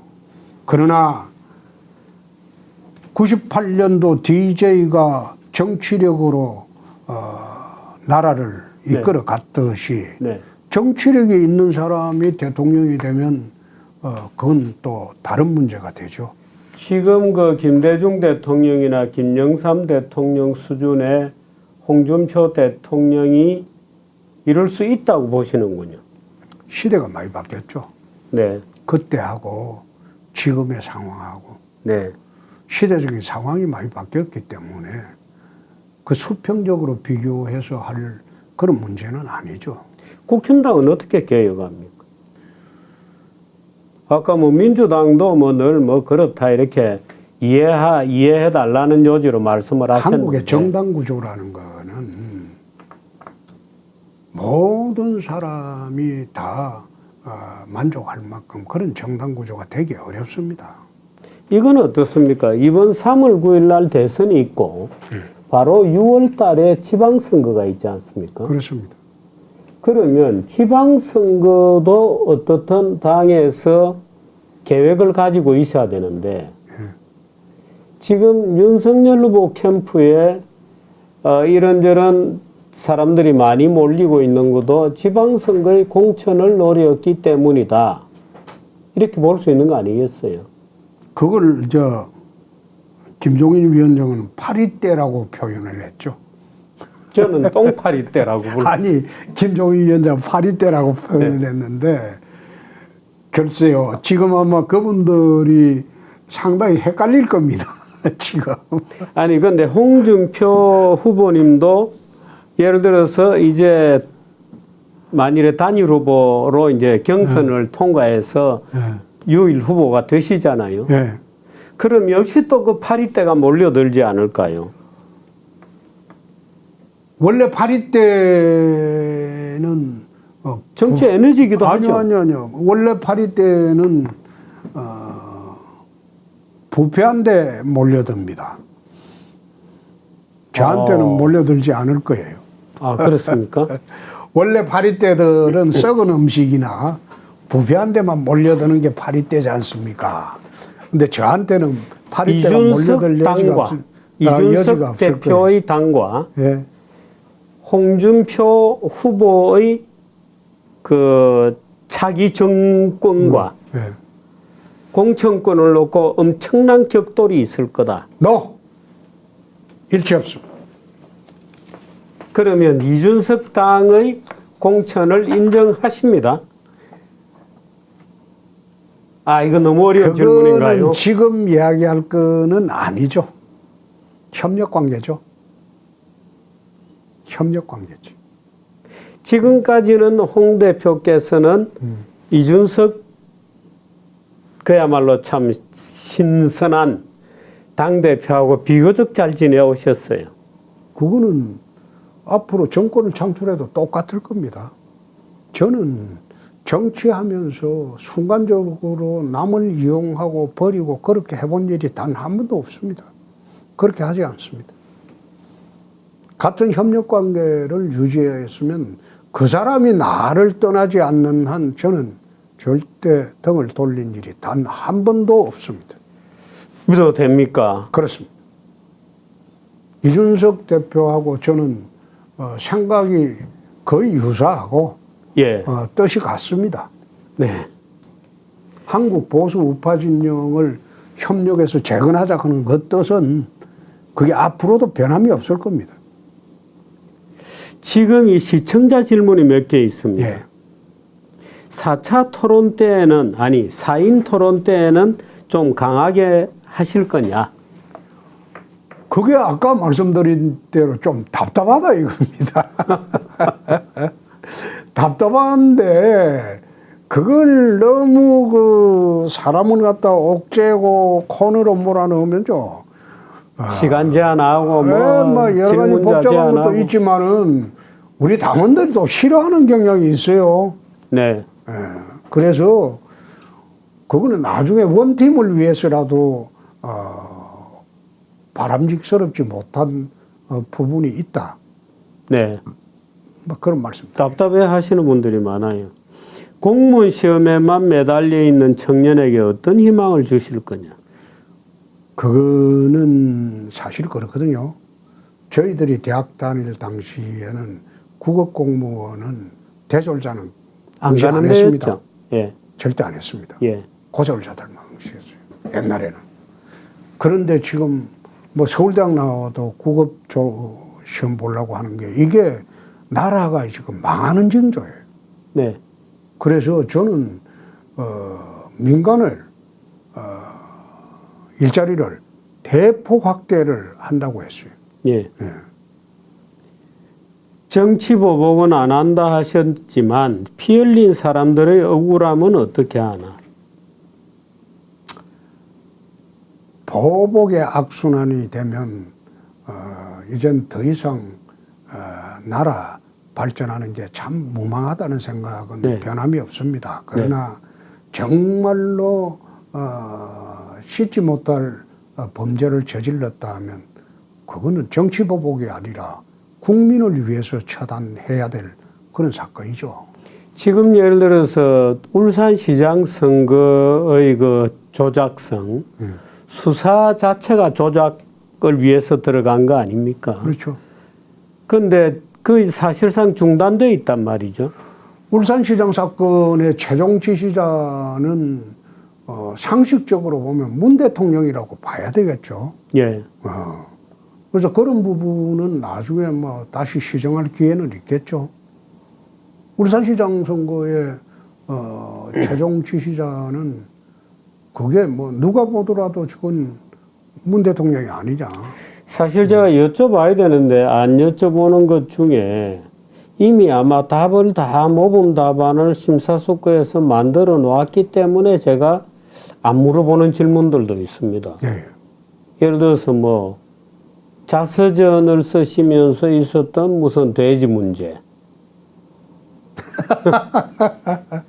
그런 거는 이미 모범 답안을 답변을 가지고 계시죠? 모범 답안이 아니고 그건 내가 관련 없는 사건이에요.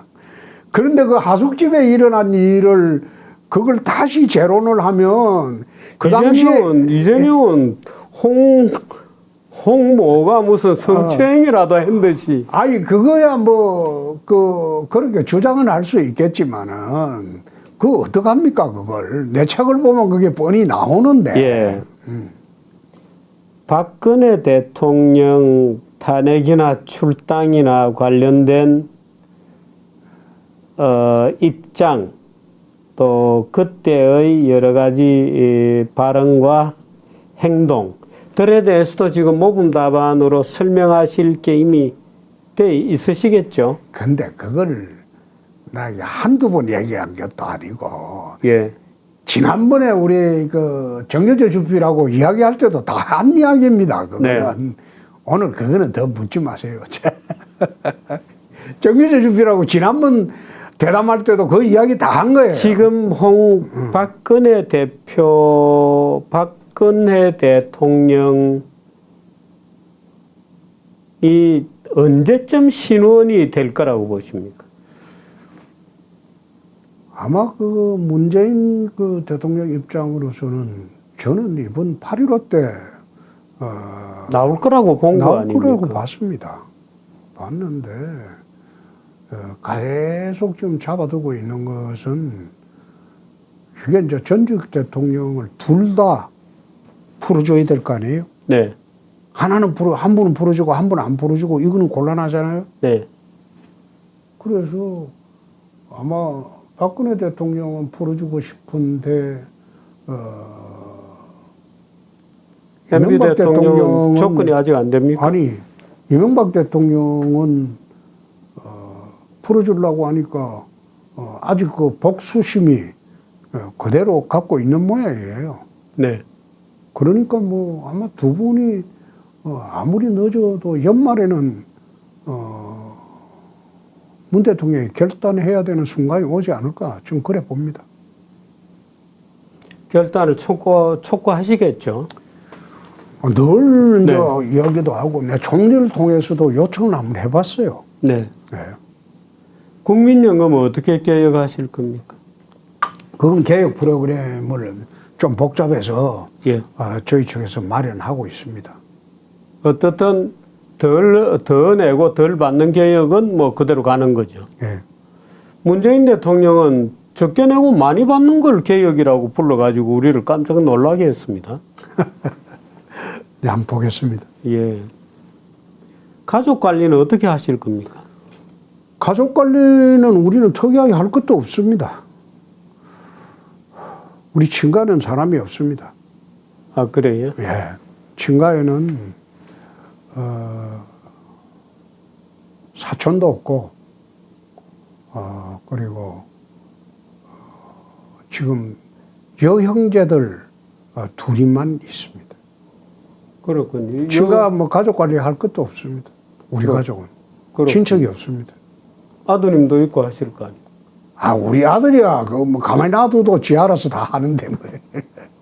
우리 아들은 빠르게 자랐어요. 문제는 그리 꼬여간다는 거죠. 예? 사람들이 그 아들에게 에이. 꼬여간다. 그런 거 없어요. 우리는 그런 거 없어요. 너무 자신하시는 거예요. 그럼. 지난번에 추석 전에 좀 일찍 산소에 가셔가지고 네, 저 혼자 갔다 왔죠. 예, 그 분양하는 사진을 제가 본 적이 네. 있습니다. 예. 근데 산소가 약간 이렇게 높게 되어 있더군요. 거기가 이제 저희 아버님 산소는 공동묘지입니다.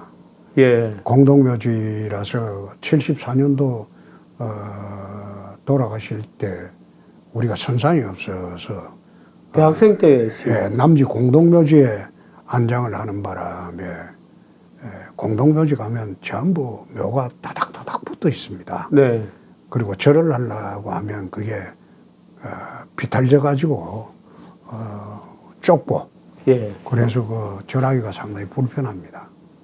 그렇군요. 그 사진에도 보기에도 이렇게 절을 할 수가 없도록 뭐 이렇게 돼 있더라고요. 공동묘지라서 그렇습니다. 저희 어머님 산소는 저희 외가는 그래도 선산이 있어가지고 예. 외가 선산에서 좀 편안한 데 계시는데 아버님은 아, 따로 계시는군요. 따로 계십니다. 그게 아버님 남지 공동묘지에서 이제 이장을 경남지사 때도 많은 사람이 이장을 하라고 예. 하는데 저는 뭐 그런 생각을 했습니다. 옛날 대통령 되려고 전부 조상모서를 이장을 하고 하는 사례를 풍수도 보고 뭐. 참 많이 봤기 때문에 저는 그렇게까지는 하지 않는다. 그래서 지금도 공동묘지에 그대로 계십니다.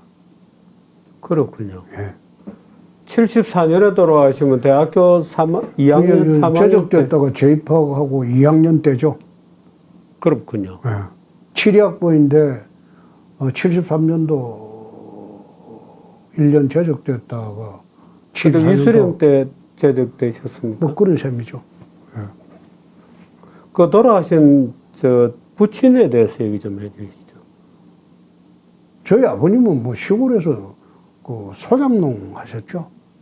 뭐 어느 책에 보니까 경비생활 나오신 거로 경비. 그거는 저희들이 이제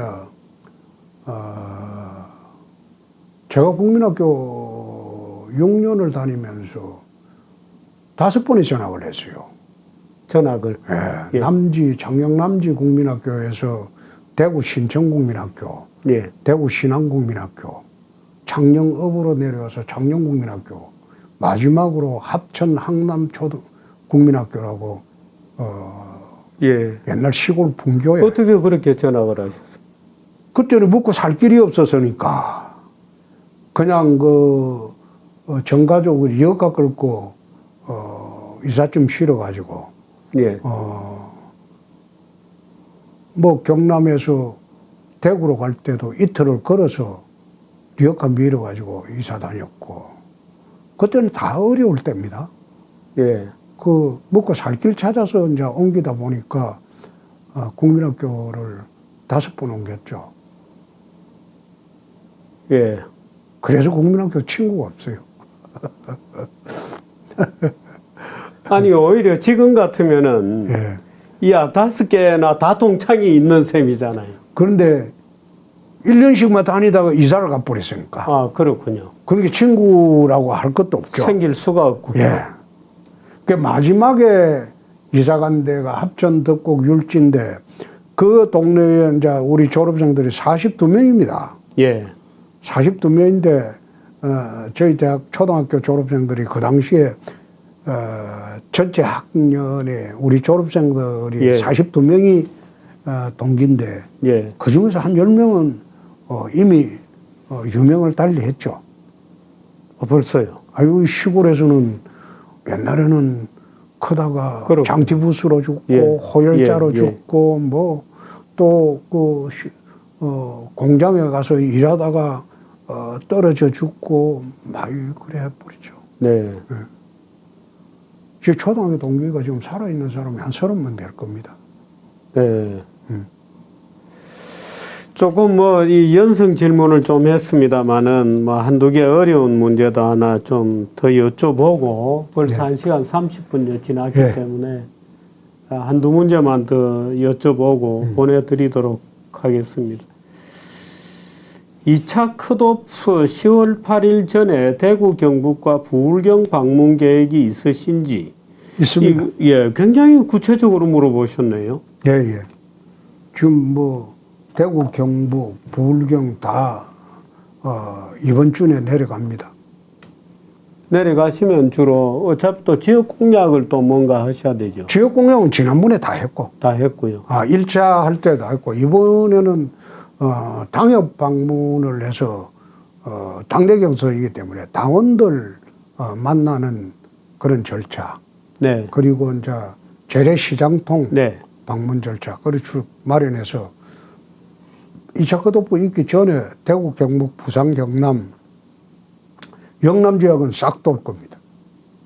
사모님은 지금 운동을 하세요?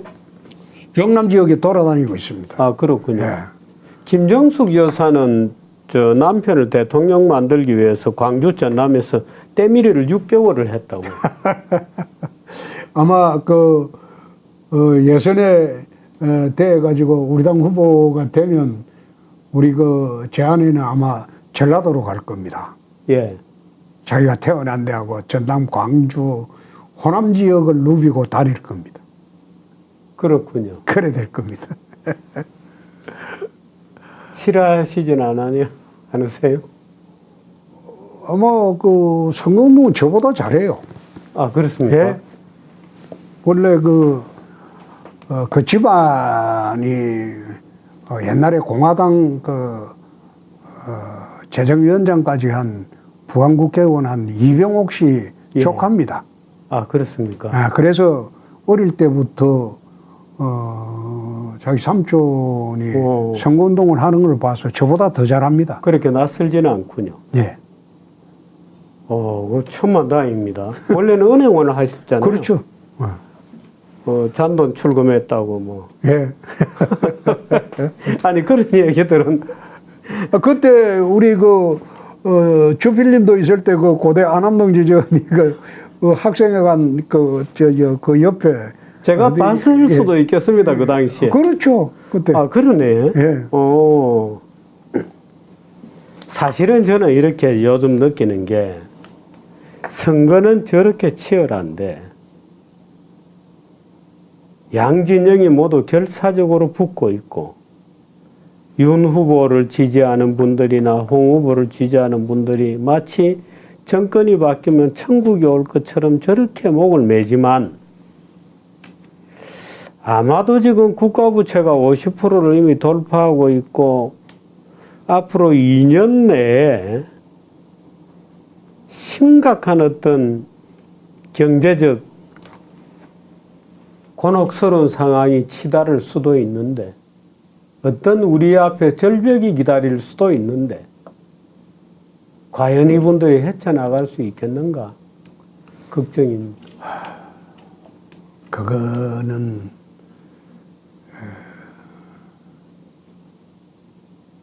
정치력도 정치력이지만은 최소한 경제적인 식견은 갖고 있어야 되겠죠. 네. 대통령이. 사실 근데 경제적인 대통령이 식견은 갖는- MB가 아니 상당히 높았습니다. 예, 대통령이 갖는 경제적인 식견이라는 거는 경제 철학의 문제입니다. 네. 대통령의 경제 철학만 확고하면 나머지는 경제 전문가들이 현장에서는 다 아는 겁니다. 네.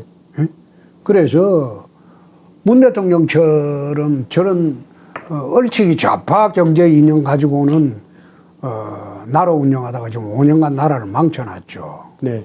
그래서 저는 헌법 119조 제1항 자유주의적 경제 시장 경제 질서 네. 그걸 기본으로 나라 전체 경제 프레임을 선진국 시스템으로 한번 바꿔보고자 하기 때문에 네. 오히려 그 경제 주체들이 신나게 뛰놀 수 있는 그런 환경을 만들어 근데 줄 지난번에 것으로 이제 개헌 얘기하실 때, 네. 개헌 얘기하실 때는 그 주로 국회 개혁, 정치 개혁을 어떻게 할 거냐. 상하 양원제로 만들고 국회의원 숫자를 200명 정도로 줄이고, 물론 그렇게 될 경우에 이 상원의 대표성을 어디에다 두느냐 이런 문제는 좀 있겠죠.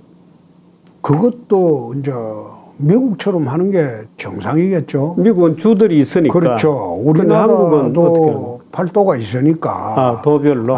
도별로 상원의원 수를 할당을 해서 네.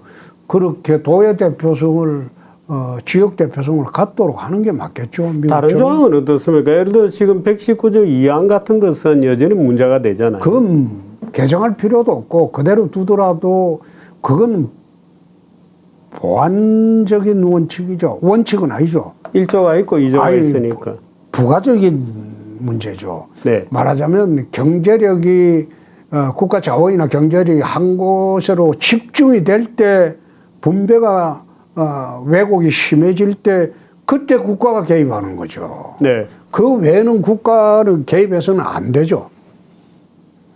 이러면 어떻습니까? 우리 헌법에 보면 제가 박근혜 대통령 때 누누이 그런 문제를 지적을 했는데 잘 안 고쳐졌어요. 박근혜 대통령 경제민주화를 내걸고 쭉 하셨는데 이 박근혜 대통령의 여러 가지 이념적 실패 중에 하나가 국민행복권이라는 것을 마치 국가에 대한 청구권처럼 설명을 하셨거든요. 행복은 국민 각자가 추구하는 자유권인데 그거를 청구권처럼 설명을 하시는 바람에 국가가 뭐든지 다 해줘야 되는 것처럼.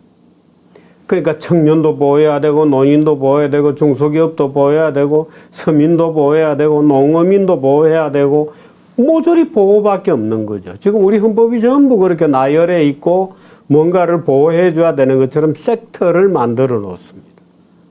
근데 이런 헌법을 그대로 두고 될까요? 그게 헌법의 문제는 아닙니다. 그렇게 보시는 거죠. 실제로 그 법이 우리 실생활에 구체적으로 적용되는 경우는 거의 없습니다.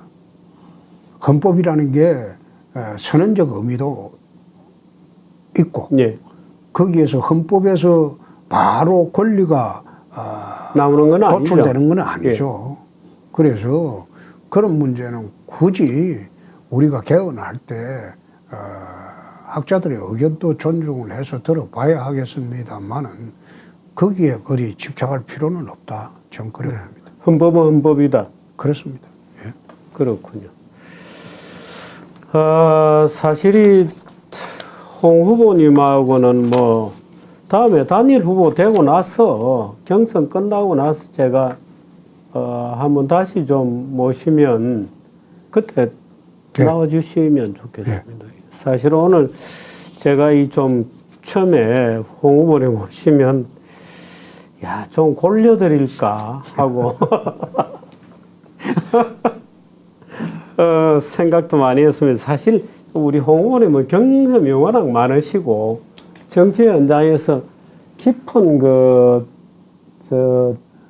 그동안의 고민, 고뇌 이런 걸 많이 해오신 분이어서 사실 제가 전에도 얘기 드렸듯이 어떤 질문도 오히려 편하게 받으시는 분입니다.